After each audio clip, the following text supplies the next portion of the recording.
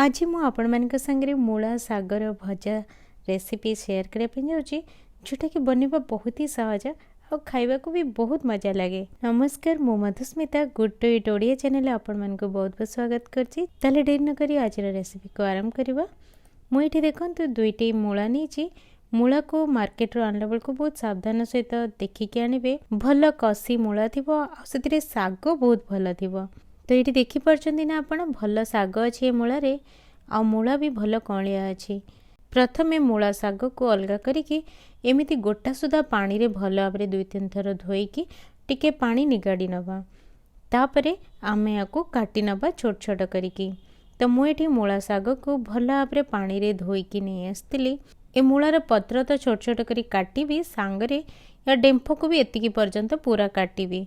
Last रे टिके डेम्फ आपण फोपाड़ी नहीं पारंती किंतु कसी डेम्फ को पूरा को छोट छोट करी काटी नेबे। केवल साग मु एठी भाजीबिनी, एथिरे गुटे छोट मूला भी पकेइके भाजीबी। तो जो छोट साइज रो मूलाटी थिला ताको मु एठी प्रथमे चोपा छडे नोची। मूला को एमिति गोटा सुधा प्रथमे चोपा छडेकी धोई नेथली। एबे मूला को काटी नबा। मूला जदी कसी थिबो बहुत सहजरे कटि जिवो। एठी देखंतु मु केते सहजरे मूला को काटी परछि। आ जदी मूला हार्ड थिबो ताले काटिला बेलको ही आपण जानि परिबे बहुत हार्ड लागुछि।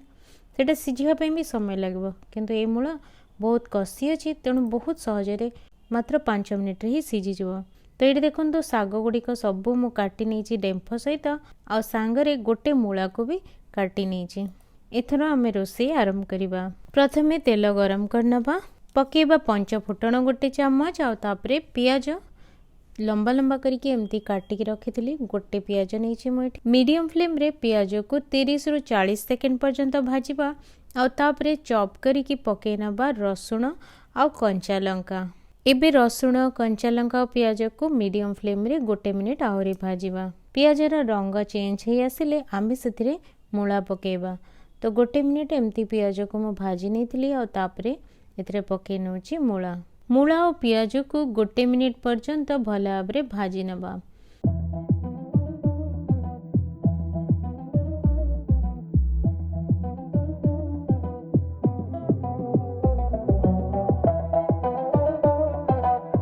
गोटे मिनिट भल भाव भाजिला परे तापरे पकेदबा स्वाद अनुसार लुण, हलदी गुंड और लंका गुंड भी टेस्ट हिसाब रे।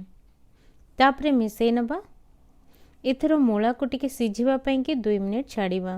तेणु मु कवर करनी कि 2 मिनिट पर्यंत लो मीडियम फ्लेम रे छाड़ी दउची याको।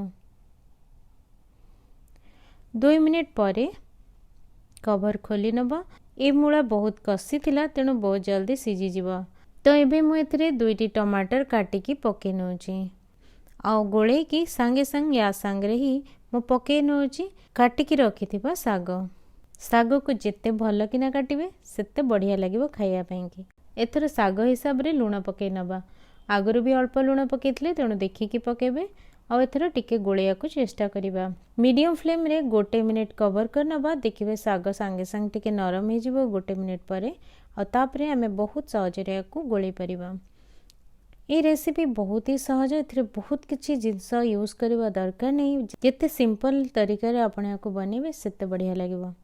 कवर करिकी गोटे मिनिट लेखा याकू कुक करिबा मीडियम फ्लेम रे आ तापरे पुणी उल्टे किना पुणी कवर करिकिना गोटे मिनिट पुणी कुक करिबा।